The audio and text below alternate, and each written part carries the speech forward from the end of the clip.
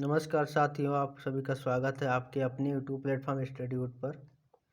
आज लेकर आए हैं आपके लिए पॉलिटी सीरीज, जिसमें हम लोगों ने पढ़ा था इससे पहले की क्लास में मूल अधिकार।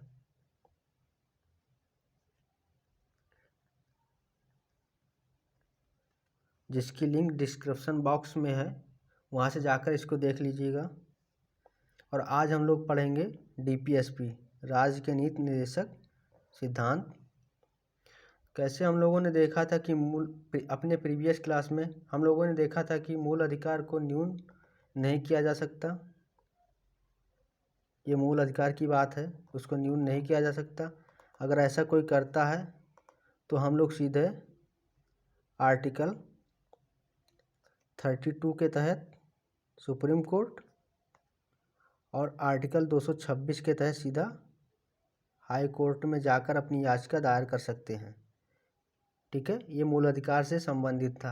ये हमने प्रीवियस के क्लास में पढ़ा है। इसको जाकर डिस्क्रिप्शन बॉक्स में लिंक होगा, वहाँ से देख लीजिएगा। फिर आइए शुरुआत करते हैं। इसी कड़ी में हम लोग देखते हैं डीपीएसपी क्या है, इसका हिस्ट्री क्या है, ये किस संविधान से प्रेरित है या कहाँ से लिया गया, इसका स्रोत क्या है। ठीक है, तो आज की क्लास शुरुआत करने से पहले हम बताना चाहेंगे कि यह क्लास आप लोगों के लिए क्यों इम्पोर्टेंट है। तो यह इम्पोर्टेंस जो डिस्प्ले हो रहा है क्वेश्चन, इसी से पता चल रहा है इसकी इम्पोर्टेंस, कि इसका कितना महत्व है। तो हम लोग देखते हैं, आइए इस क्वेश्चन को। तो इस क्वेश्चन को देखते हैं। क्वेश्चन हमारा है कि राज्य के नीति निर्देशक सिद्धांत की प्रेरणा हमें किस संविधान से प्राप्त हुई है। देखिए, लप्पू सा क्वेश्चन है, बट ये कहाँ कहाँ किस किस एग्जाम से पूछा गया है ये देख लीजिए। इसी का इम्पोर्टेंस, ये क्वेश्चंस का इम्पोर्टेंस यही बताता है। जैसे यूपी पीसीएस में पूछा गया है, लोअर पीसीएस में भी पूछा गया है, पेट, यूकेपीएससी, एनटीपीसी, एमपीपीसीएस, इसके अलावा बीपीएससी और सभी महत्वपूर्ण एग्जाम्स में ये ऐसे क्वेश्चंस आते हैं। तो साथियों, इस वीडियो को अंत तक देखिएगा। इस वीडियो को देखने के बाद आप लोगों से इस टॉपिक से जितने भी क्वेश्चंस बनेंगे, कोई आप लोगों से छूटेगा नहीं। तो आइए शुरुआत करते हैं हम लोग। तो इस क्वेश्चंस को देखते हैं क्या है। तो इसका उत्तर हो जाएगा आयरलैंड, ऑप्शन सी सही हो जाएगा इसमें। आइए देखते हैं इसके बारे में कुछ। क्या है कि हमारे संविधान की प्रस्तावना में जिस सामाजिक आर्थिक न्याय की प्रकल्पना की गई है, उसे भाग 4 के नीति निर्देशक तत्व पूरा करते हैं। साथियों, एक बार फिर से बताना चाहूँगा, इसको जो प्रीवियस क्लास हो गया है मूल अधिकार का, उससे रिलेट करके पढ़िएगा तो और अच्छे से समझ में आएगा। अगर आप लोगों ने नहीं देखा तो उसको जाकर डिस्क्रिप्शन बॉक्स में लिंक है, वहाँ से जाकर देख लीजिएगा। तो हम बात करेंगे वहाँ पे कि प्रस्तावना 3 प्रकार की न्याय की बात कही गई है। एक सामाजिक, एक आर्थिक और एक है राजनीतिक। तो मूल अधिकार हमारा क्या करता था, सामाजिक और राजनीतिक, इन 2 न्याय को पूरा करता था। लेकिन हमारा डीपीएसपी क्या है, ये सामाजिक और आर्थिक, इस 2 न्याय को पूरा करता है। ठीक है, और इसको जगह मिला है भाग 4 में। अगर हम सोर्स देखें तो ये आयरलैंड के संविधान से लिया गया है। अगर हम बात करें कि अनुच्छेद, तो ये 36 से 51 तक के अनुच्छेद में रखा गया है। नेक्स्ट देखेंगे हम लोग, अनुच्छेद 37 क्या कहता है। तो अनुच्छेद 37 कहता है कि इसको न्यायालय द्वारा लागू नहीं कराया जा सकता। यही मूल अधिकार में क्या था, ये लागू करवाया जा सकता था और ये लागू नहीं करवाया जा सकता। अर्थात इसका अगर हनन होता है तो हम लोग कहीं भी नहीं जा सकते, किसी न्यायालय में अपनी याचिका लेकर नहीं जा सकते। फिर लिखा हुआ है, साथियों माफ़ी चाहता हूँ, यहाँ पे एक गलत मिसप्रिंट हो गया है। यहाँ पे लिखा कि राज्य के नीति निर्देशक सिद्धांत हैं जो देश के संचालन के लिए मूलभूत भूमिका निभाते हैं। ठीक है, नेक्स्ट हम लोग देखेंगे कि राज्य का यह कर्तव्य है कि इन सिद्धांतों को कानून बनाकर लागू करें। यह कर्तव्य है, लेकिन ये जरूरी नहीं है। ठीक, क्योंकि जब हमारा संविधान, देश आज़ाद हुआ था सन 1947 में, तो उस टाइम क्या था कि इतना सक्षम नहीं था देश कि जो डीपीएसपी में लिखा गया है वो लागू कर दे तुरंत। क्योंकि उस समय आर्थिक और राजनीतिक सामाजिक स्थिति बहुत खराब थी, बहुत दयनीय थी। तो इसको हम लोग देखेंगे कि डीपीएसपी में क्या लिखा था जो उस समय लागू नहीं किया जा सकता था। तो आगे हम देखेंगे अनुच्छेद 38। अनुच्छेद 38 के अनुसार राज्य के लोक कल्याण की अभिवृद्धि के लिए सामाजिक व्यवस्था बनाएगा राज्य। ठीक। नेक्स्ट है कि अनुच्छेद 39, इसमें बताया गया कि कुछ महत्वपूर्ण नियम बने हैं जिसके लिए अनुच्छेद 39 में बताया गया है। जैसे बताया गया इसमें कि समान स्त्री और पुरुष के लिए समान कार्य के लिए समान वेतन तय करेगा राज्य सरकार, स्त्रियों पुरुष के लिए, और इसके लिए समान आजीविका की व्यवस्था करेगा। ये दो बातें महत्वपूर्ण इसमें बताया गया है। इसके बाद 39 का है, हमने इससे पहले की क्लास में बताया था कि किसी भी आर्टिकल के बाद अगर क ख ग या फिर ए बी सी कुछ भी है तो समझ जाइएगा कि ये मूल संविधान में नहीं था, इसको बाद में जोड़ा गया है। तो आइए देखते हैं कि इसको बाद में कब जोड़ा गया है। तो अगर हम बात करें 39 का की, तो इसको जोड़ा गया था 42वां संविधान संशोधन करके, जो 1976 में हुआ था। एक क्वेश्चन पूछ लिया जाता है कि किस संविधान संशोधन को लघु संविधान कहते हैं, तो ये 42वां संविधान संशोधन को ही कहा जाता है। अगर हम बात करें कि 39 का में क्या लिखा है, तो इसमें क्या है कि समान न्याय तथा निःशुल्क विधिक सहायता प्रदान करेगा राज्य। अगर हम बात करें कि इसमें और कोई संशोधन हुआ था, तो हाँ, इसमें 3 संशोधन हुए थे। एक तो 39 का जोड़ा गया था, दूसरा 43 का जोड़ा गया था, और तीसरा जो था 48 का जोड़ा गया था। तो इन दोनों को अभी हम आगे देखेंगे। फिर देखते हैं अनुच्छेद 40। इसमें क्या है, ग्राम पंचायतों का गठन है। अनुच्छेद 40 में ग्राम पंचायतों का गठन दिया है। इसके तहत ही सन 1959 में सर्वप्रथम नागौर, जो कि राजस्थान का एक शहर है, वहाँ से सर्वप्रथम शुरुआत होती है पंचायती राज व्यवस्था की। इसको याद रखिएगा, ये क्वेश्चन पूछ लिया जाता है कि सर्वप्रथम नागौर राजस्थान से शुरुआत होता है। इसी के तहत इसका उद्देश्य पूर्ति के लिए आगे देखेंगे हम लोग। नेक्स्ट है अनुच्छेद 41। इसमें कहा गया कि काम पाने का अधिकार। इस अनुच्छेद के तहत राज्य कुछ हद तक काम, शिक्षा तथा लोक सहायता पाने के अधिकार को प्राप्त कराने का प्रभावी उपबंध करेगा। साथियों, हम देखें अगर 41 तो याद कैसे करेंगे। तो 41 क्या कहता है कि काम पाने का अधिकार। क्या है? पाने का अधिकार। देखिए यहाँ पर ध्यान से देखिएगा, पाने का। मैं एक बार पेन चेंज कर लेता हूँ। देखिए पाने, 41 को अगर लिखेंगे तो ऐसे लिख सकते हैं ना, और पाने को भी ऐसे लिखते हैं, पा और वन। तो याद रखिएगा जहाँ पे काम पाने का होगा तो वहाँ से याद करिएगा 41, पा से 4 और 1 जो बड़ा का मात्रा लगता है तो हो जाएगा 1। तो 41 में क्या है? काम पाने का अधिकार। आगे हम लोग देखेंगे, आगे हमारा है अनुच्छेद 42। इसमें क्या है कि राज्य को काम की न्याय संगत और मनोउचित दशाओं को सुनिश्चित करने और प्रसूति सहायता देने का निर्देश देता है। अनुच्छेद 42 प्रसूति सहायता और क्या है? काम के न्याय संगत। ये नहीं कि हाँ ले जाए कहीं भी आपको बिड़ा दे, वहाँ पे जान और जोखिम, आपका जान माल का हानि हो जाए, तो ऐसा नहीं करेगा कोई भी राज्य। और प्रसूति सहायता देगा। इसके तहत कई योजना चलाए गए हैं, जो जैसे मान लो कि मातृ शिशु योजना एक है, ऐसे और कई योजनाएं इसी के तहत चलाए गए हैं। अगर हम बात करें अनुच्छेद 43 की, तो इसमें है राज्य कर्मकारों को उचित मजदूरी तथा कुटीर उद्योगों के संवर्धन करने का प्रयास करेगा। अगर हम बात करें कुटीर उद्योग, तो कुटीर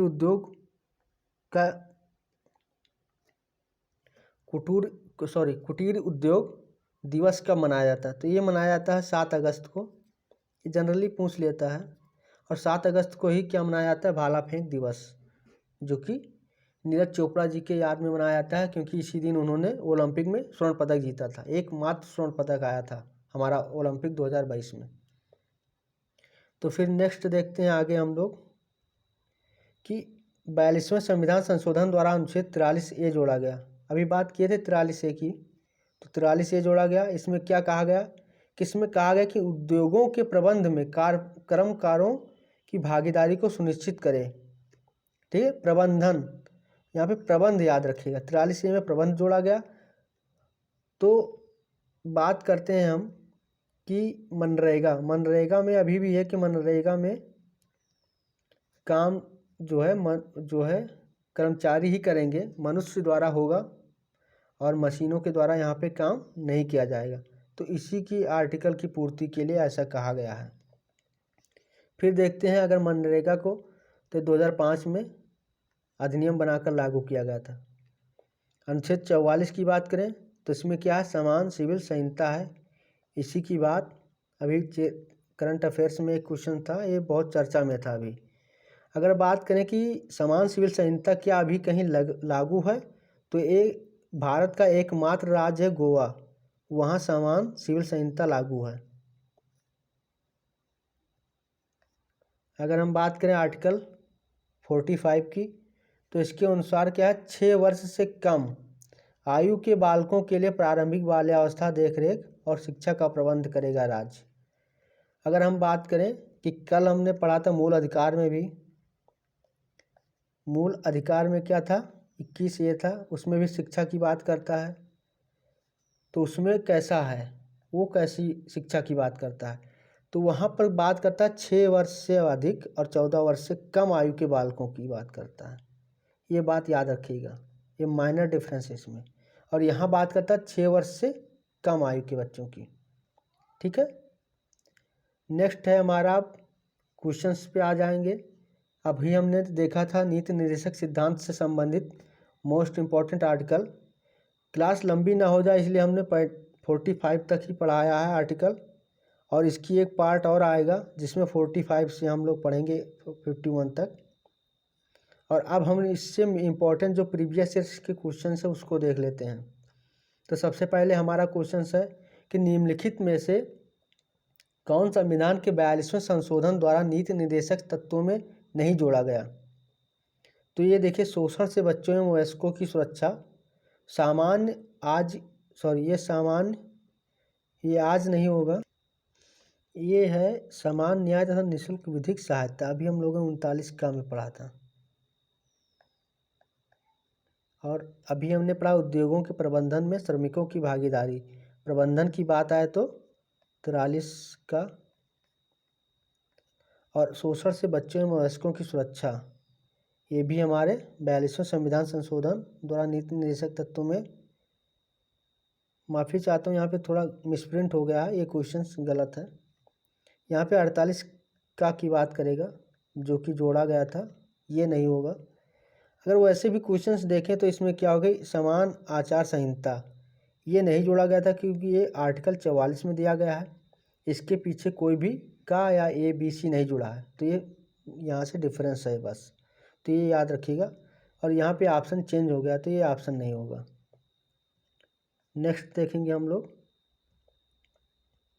नेक्स्ट क्वेश्चन है कि नीति निर्देशक सिद्धांत हैं, तो अभी हम लोगों ने क्या पढ़ा था कि ये वाद योग्य नहीं है, इनके खिलाफ हम लोग याचिका दायर नहीं कर सकते। नेक्स्ट है कि भारत के संविधान के अनुसार निम्नलिखित में से कौन सा देश के शासन के लिए आधारभूत है।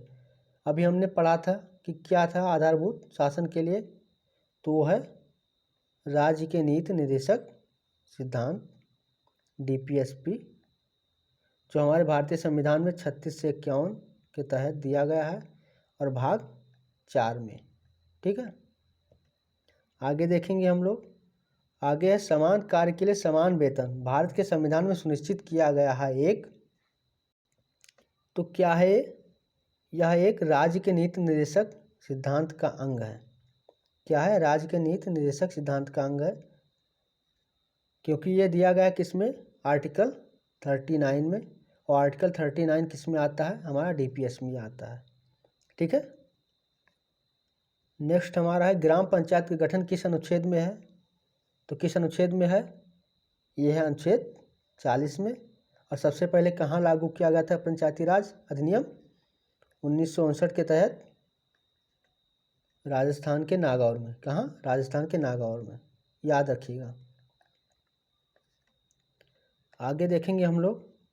आगे संविधान के किस अनुच्छेद के द्वारा उद्योग के प्रबंधन में कर्मकारों की भागीदारी का प्रावधान दिया गया है? देखिए प्रबंधन फिर आ गया, उद्योग के प्रबंधन अर्थात 43A या फिर 43 का। ठीक है, आगे देखेंगे हम लोग। अगला क्वेश्चन हमारा होगा कि भारतीय संविधान के किस अनुच्छेद में काम पाने का अधिकार, यहाँ पे एक काम होगा, काम पाने का अधिकार का उल्लेख है। देखिए साथियों, पाने का अधिकार, पाने से क्या निकल कर आता है? 4 और 1, तो हमारा हो जाएगा आर्टिकल 41। ठीक, आगे देखेंगे हम लोग किस अनुच्छेद में समान नागरिक संहिता दिया गया है। अब देखिए इसका भी ट्रिक बताएंगे, बहुत अच्छा ट्रिक। ये दिया गया है अनुच्छेद 444 में। देखिए इसको समान नागरिक संहिता को आचार संहिता भी बोल देते हैं, समान आचार संहिता, यहाँ से कुछ समझ में आ रहा है साथियों? देखिए आचार 4, तो 4 और 4 हमारा हो गया आर्टिकल 44। ठीक, अनुच्छेद 44। यह है ट्रिक। समान आचार संहिता किस आर्टिकल में है? तो ये 44 में, आचार 4। ठीक है, इसको याद रखिएगा। आगे देखेंगे क्वेश्चन नंबर 10। अनुच्छेद 45 में किसका उल्लेख नहीं है? देखिए हम लोगों ने क्या देखा था अभी, अनुच्छेद 45 प्रसूति सहायता पाने का अधिकार, बालकों के लिए शिक्षा का प्रबंध, ये भी दोनों या फिर इनमें से कोई नहीं। यहाँ पे उल्लेख है होगा, नहीं का, सॉरी यहाँ पे उल्लेख नहीं है। तो देखिए प्रसूति सहायता अभी हमने पढ़ा है, नहीं पढ़ा है। बालकों के लिए शिक्षा का प्रबंध, ये भी नहीं पढ़ा है। माफ़ी चाहता हूँ साथियों, आज के इस क्लास में थोड़ा मिस प्रिंट था, तो इसके लिए माफ़ी चाहता हूँ। यहाँ पे नहीं काट दीजिए, यहाँ पे होगा उल्लेख है। और अभी हम लोगों ने क्या था पढ़ा था कि प्रसूति सहायता पाने का अधिकार और बालकों के लिए शिक्षा का प्रबंध, ये आर्टिकल 45 में हम लोगों ने देखा था कि शिक्षा का प्रबंध क्या होगा? 6 वर्ष से कम आयु के बालकों के प्रबंध करेगा, 6 वर्ष से कम आयु के। और प्रसूति सहायता पाने का अधिकार भी है। तो यहाँ पे ऑप्शन ए और बी दोनों सही हो जाएगा। यहाँ पे क्वेश्चन होगा कि अनुच्छेद 45 में किसका उल्लेख है। ठीक है, ये PDF जब आप लोगों को मिलेगा तो उसमें इसका करेक्शन कर दिया जाएगा, तो आप इसके लिए निश्चिंत रहिए। और यहाँ पर हमने बता ही दिया है, तो ये PDF आप लोगों को मिलेगा जब, तो उसमें करेक्शन करके मिलेगा। ठीक है, PDF के लिए हमारा टेलीग्राम लिंक है जो डिस्क्रिप्शन बॉक्स में दिया गया है, वहाँ पर जाके टेलीग्राम को फॉलो कर लीजिए।